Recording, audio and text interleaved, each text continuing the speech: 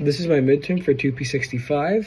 I apologize ahead of time. I am ill, so don't mind the sniffling and the stuttering and whatever.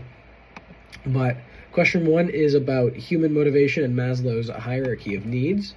My answer was, using Maslow's social needs level, love and belonging, a midterm executive would play in a weekend golf charity sponsored by his company, primarily for affiliation and social connection. Participating allows him to strengthen relationships with colleagues, clients, and senior leadership in a relaxed setting. Sport creates social facilitation and a sense of group identity, especially when representing his company. It also reinforces status and a sense of belonging within the corporate culture. Beyond networking, the shared experience builds camaraderie and reinforces his identity as part of the organization's community. Question 2 is about the 5 differences between sport participators and spectators. One difference between sport spectators and participants is the level of physical involvement. Participants are actively engaged in the physical activity, experiencing the competition and skill mastery and, physical exertion and stuff like that. Spectators, on the other hand, are emotionally and psychologically involved, but not physically active. A second difference is motivation. Participants are often motivated by achievement, fitness, skill development, while spectators are more motivated by entertainment, social interaction, team identification, and diversion from daily stress. From their connection is their connection is rather emotional than performance based. Question 3 is, sport is a source of diversion or a physical activity engaged in for pleasure. My answer for this question was, sport differs from movie theaters or concerts mainly because it's unscripted and unpredictable.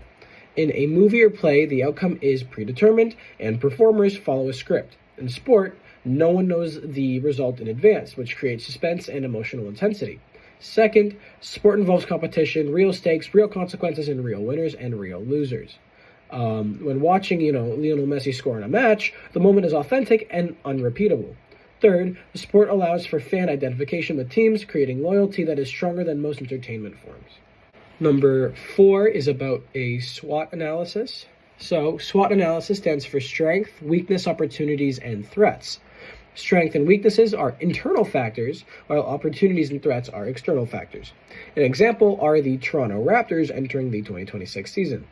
The strength is that they have a strong national fan base across Canada, a modern arena experience, a championship-winning brand history that still drives loyalty and merchandise sales. A weakness is recent inconsistent performances, by the athletes, which may impact casual fan excitement and attendance. Opportunities is expanding digital engagement through TikTok and Instagram, themed cultural nights reflecting Toronto's diversity and enhanced in-area entertainment to attract, younger fans.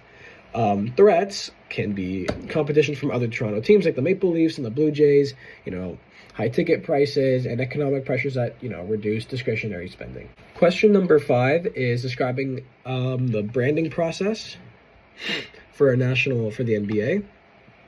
My answer is, the branding process for a new NBA team begins with the brand awareness, ensuring the target market recognizes and remembers the team name, the logo, and the colors through media, social platforms, and community outreach.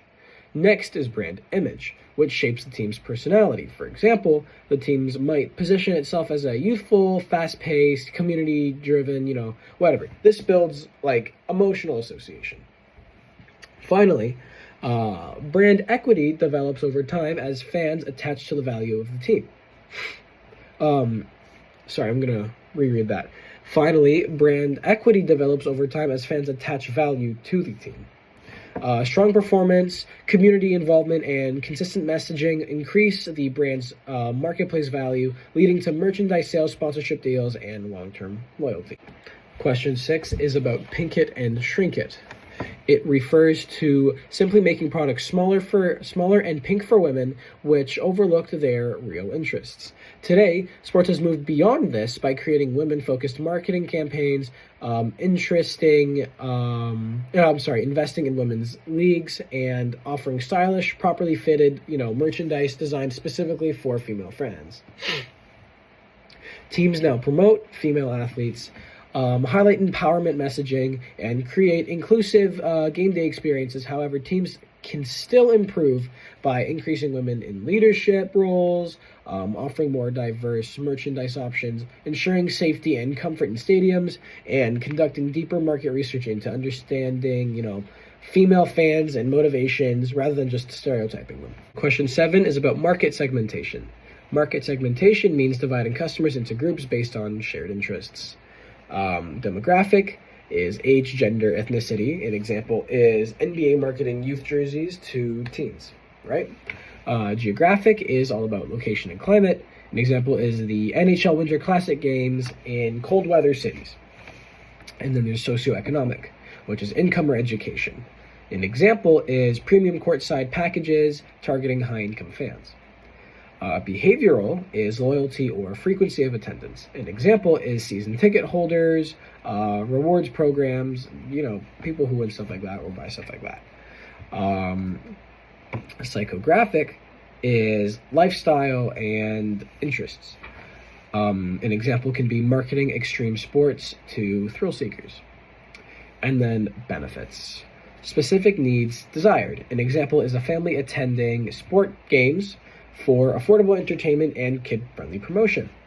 Each allows teams to tailor marketing more efficiently than, mass marketing.